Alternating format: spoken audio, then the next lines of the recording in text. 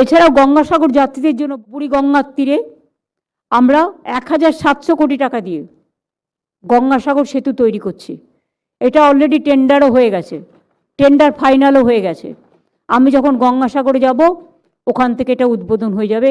গঙ্গাসাগরের ওটা already ready আছে। রবীন্দ্রনাথ ঠাকুরের কথা দিয়ে শুরু করি। আমার মাথা নত করে দাও হে তোমার চরণ ধুলার তলে, সকল অহংকার হে আমার ডুবাও চোখের জলে।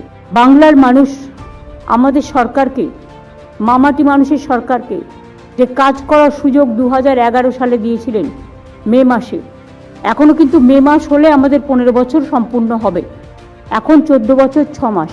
তার মধ্যে আমরা একটা উন্নয়ন পাঁচালী, কারণ এটা আমাদের একটা জনগণের কাছে দায়বদ্ধতা থাকে। আমরা কি বলেছিলাম, কতটা করতে পারলাম, সেটা মানুষের কাছে কৈফিয়ত দেওয়ার ব্যাপার থাকে সব সরকারেরই, এবং সেটা আমরা মেনটেন করি। আমাদের রেকর্ড কার্ড আমরা অলরেডি রেডি করেছি, কিন্তু কিছু সংযোজন বাকি আছে। তাই রেকর্ড কার্ডটা, যেটা আমি আজকে সিম্বলিক উদ্বোধন করলাম, এটা প্রেসের কাছে 4-5 দিনের মধ্যে পৌঁছে যাবে। বাংলায় যখন আমাদের 100 দিনের কাজও ছিল, একটা দুটো জেলা হয়তো অনেকটা করতে পারতো, বাদ বাকি জেলাগুলো 30 থেকে 40% গড়ে ছিল। আমি ওটাকে 50-এ উঠিয়েছিলাম।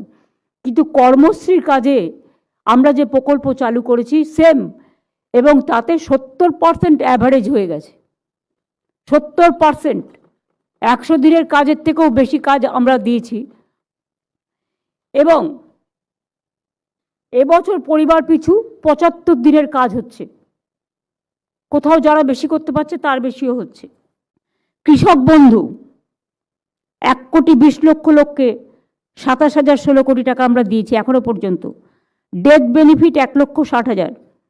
বাংলা শস্য বীমা বিনা পয়সায়, জলে ভেসে যাক, পোকায় কামড়ে দিক, নষ্ট হয়ে যাক ফসল, আগুনে পুড়ে যাক, টোটালটাই ইন্স্যুরেন্স খরচা রাজ্য সরকার বহন করে। আগে এটা ছিল না, আগে কৃষকদের বহন করতে হতো। এটা একমাত্র পশ্চিমবাংলায় আছে।